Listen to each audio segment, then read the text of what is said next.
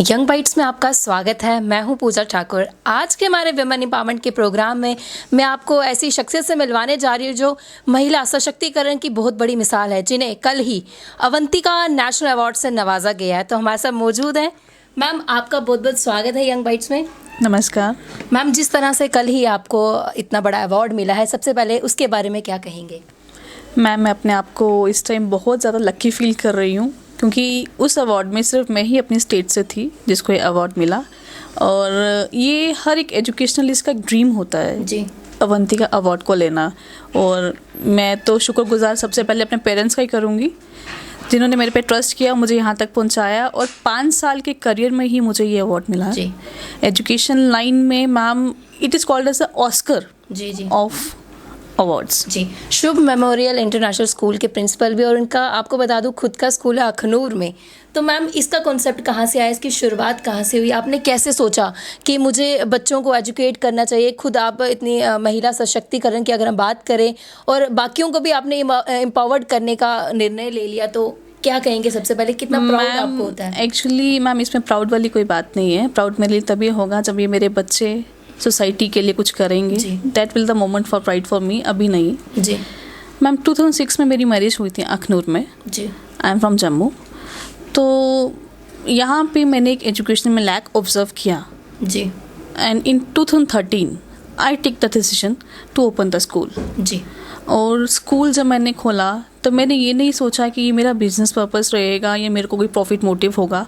I just do for the sake of the society, जी, for the nation building. जी। And मतलब मुझे यहाँ पे एक ऐसा एजुकेशन लेके आना है जिससे ये बच्चे कोई डिग्रीज होल्डर ना बने, एक सोसाइटी के लिए नाम बनाए। जी। अगर अखनूर के बच्चों की बात की जाए तो कितनी लैक ऑफ एजुकेशन है? मैम, लैक ऑफ एजुकेशन बहुत ज़्यादा है यहाँ। मैं किसी स्कूल का नाम नहीं लेना चाहती।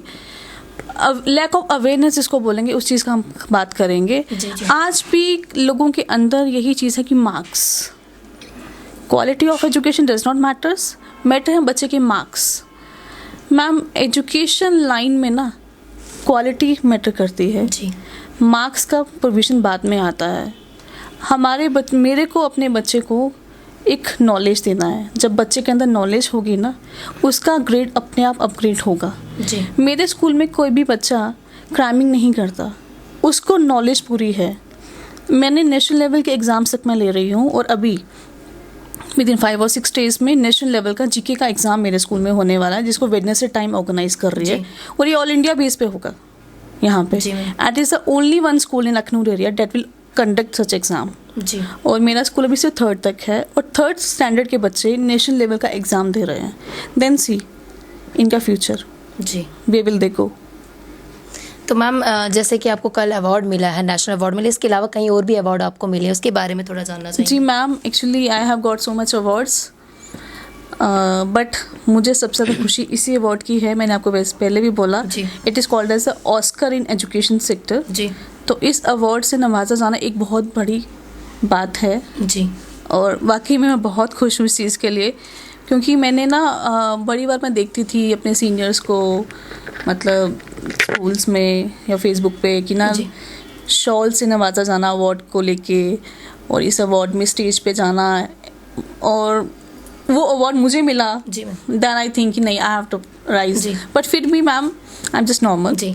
अगर मैम पेरेंट्स की बात की जाए, वो सिर्फ बच्चों को प्रेशराइज करते हैं कि नहीं स्टडीज़ की तरफ ध्यान दो। अगर एक्स्ट्रा करिकुलर एक्टिविटीज़ की बात की जाए या एक्स्ट्रा कल्चरल एक्टिविटीज़ की बात की जाए, तो उनकी तरफ नहीं वो उनको जाने देते। तो क्या कहेंगे उसको लेके कि स्टडी के साथ साथ और कौन सी एक्टिविटीज़ है जो हमें ज़्यादातर करनी चाहिए? Ma'am, in my school what I have observe, not college, in my school, मैं हर पेरेंट के लिए एक मैसेज देना चाहूँगी कि आज का बच्चा ना कॉपिंग नहीं है, उसको सिर्फ एक कॉपी तक ना रखिए, उसको ऑलराउंडर बनाइए। आज की जनरेशन बहुत वास्ट है, इनका थिंकिंग लेवल बहुत हाई है। इनको हमें वैसा करने देना जैसा ही करना चाहते हैं, उनको वैसा ही रखिए जैसा ही चाहते हैं, जैसा ही बनना चाहते हैं। इनको प्रेशराइज ना करिए, खासकर इस कॉपी करने के लिए, क्राइमिंग के लिए। Just give them knowledge, give them all-rounding activities. I know activities का अखनूर में एक लैक है, बिकॉज यहाँ पे स्टेडियम अभी तक नहीं है, बच्चे अखनूर तो जम्मू तो डेली अप डाउन नहीं कर सकते. Then still I am giving the provision. In my school, 9 instructors are coming from Jammu. Whether it is called as a yoga instructor, judo instructor, choreographer, music classes, and from this session, I have also started abacus classes in my school also. तो ma'am social activist भी आप as a social activist कौन कौन से बड़े reforms आपने अपने अखनूर के लिए लाए हैं? Ma'am, lot of reforms has been on the planning and the pipeline. जी. As recently I winning the election as a councillor from ward number 5 also. जी So I am to now focus on the woman empowerment. जी because ma'am महिला शक्तिकरण बहुत ज़रूरी है. जी अगर society में एक रेवोल्यूशन चाहिए ना, तो वुमेन को आगे आना पड़ेगा. जी मैम, जहाँ पे बड़ी बड़ी बातें की जाती है वुमेन एम्पावरमेंट की, वुमेन जो है वो एम्पावर्ड हो रही है, लेकिन कहीं ना कहीं ऐसी जगहें हैं जहाँ पे महिला अभी भी घर में ही है, क्या कहेंगे उसको? मैम, अगर वो घर पे है, कोई नहीं चाहता कि वो घर पे रहे. एक कहीं ना कहीं कमी रह जाती है, या तो क्या बड़ा कारण रहता है इसके पीछे? Lack of awareness and lack of knowledge, and that is my main motto to give them. तो कैसे मैम हम लोगों को अवेयर कर सकते हैं कि महिला का आगे बढ़ना कितना ज़रूरी है? जैसे कि बात की जाती है घर में अगर एक आदमी पढ़ा लिखा हो तो वो सिर्फ अपने घर को पालता है, लेकिन अगर एक औरत पढ़ी हो तो पूरे वंश को पालती है. तो कितनी सच्चाई इसमें है और आपकी क्या टिप्पणी है इस पर? मैम, इस बात पे 100% सच्चाई है. अगर मेरे पेरेंट्स ने मुझे पढ़ाया तो मैंने अपने बच्चों को पढ़ाया.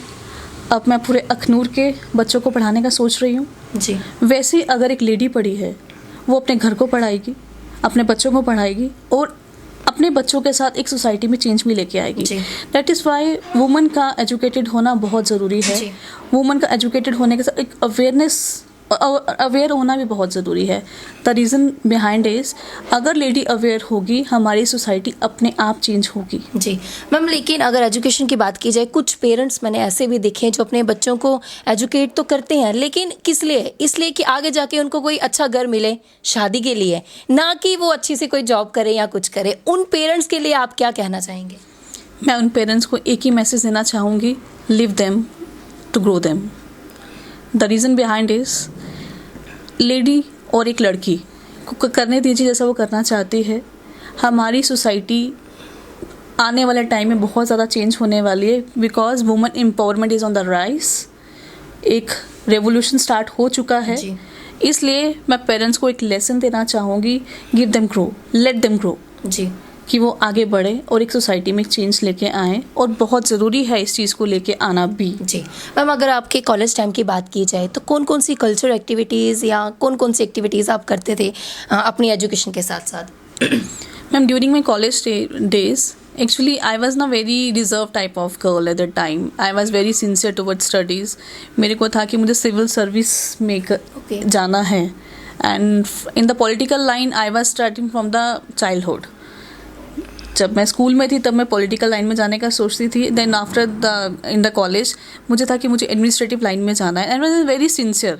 सो in that days I join NSS in the college, and you know, in NSS lot of activities have been conduct which can revolutionize your personality also. तो आज अगर मेरे में वो चेंज दिखते हैं तो it all goes to NSS. And I participate in lot of functions like debates, curriculum activities, and the group discussions. Ji. Whenever there is a blood camp conducted in the college, now I was always in the first line to do that. So I was on the stage also to aware other candidates also, or to other students also. And for the symposium purpose, I'll participate in lot of display your talent competition in Jammu universities. जी. तो ma'am, जैसे कि आप बोल रहे हैं कि हमें बच्चों को जो है बिल्कुल फ्री रखना चाहिए कि उनका जो मन है उसमें करे, लेकिन कुछ बच्चे ऐसे भी जो इसका गलत फ़ायदा उठाते हैं. कुछ लोग, अगर आप देखोगे आज अगर जम्मू की बात की जाए, आधे से ज़्यादा जो यूथ है वो नशे की ओर बढ़ रहा है. उसके लिए क्या कहेंगे? Ma'am, the reason behind is also the parents.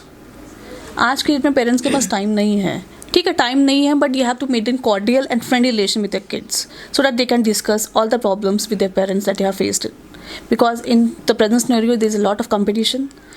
Kid कहीं ना कहीं अपने आप को लैक फेस करता है, कंपटीशन में पीछे मानता है. Then he goes to such कि वो इन चीज़ों से एकदम साइडलाइन बनाए, एक अगर नशा बच्चा करता है द रीज़न बेस इज वो अपने आप को अलूफ करना चाहता है इन चीज़ों से, कंपटीशन से भागना चाहता है, और इस चीज़ को पेरेंट ही उसको कवर अप कर सकते हैं। जी। उनको इस चीज़ के लिए उसके बच्चे के साथ एक कॉर्डियल और फ्रेंडली रिलेशन बनाना है। They have to be with friends with the kid. अगर बच्चे के साथ पेरेंट फ्रेंडली रहते हैं, आई थिंक बच्चा अपनी हर एक प्रॉब्लम पेरेंट के साथ डिस्कस करता है, और पेरेंट भी देन अवेयर रहते हैं कि then they go to the psychologist, then they go to the camp कि नशे से पीछे हटा जाए इस चीज़ के लिए। मैम प्रॉब्लम सोल्यूशन तो हर चीज़ का है, बट पेरेंट अवेयर होगा ना तो प्रॉब्लम्स अपने आप हमारी कॉर्डियल हो जाएंगी। Thank you so much ma'am हमारे साथ जुड़ने के लिए। मैम हमारा जो विमेन एम्पावरमेंट का प्रोग्राम है उसमें जितनी भी महिला है, क्या मैसेज देना चाहेंगे आप उन्हें? मैम आपके जेंगवाइट्स के थ्रू मैं एक मैसेज अपनी लेडीज़ को ज़रूर देना चाहूँगी कि आगे आइए और एक अलग तरीके से सोचने का सोचिए, बिकॉज अगर हम सोचेंगे सोसाइटी में सोच बदलेगी और ज़रूर बदलेगी। नेवर बी थिंक कि हम ऐसा नहीं कर सकते, हम सब कुछ कर सकते हैं, but we have to be positive always. Thank you so much ma'am हमारे साथ इट्स जुड़ने माय के लिए। Pleasure ma'am. तो ये थे हमारे साथ शिल्पा महाजन। काफ़ी अच्छा मैसेज इन्होंने महिलाओं के लिए दिया और कहा अगर हम खुद की सोच बदलेंगे तो ही हम अपनी सोसाइटी को बदल सकते हैं। वीडियो जर्नलिस्ट अभिषेक के साथ मैं पूजा ठाकुर, यंग बाइट्स, अखनूर।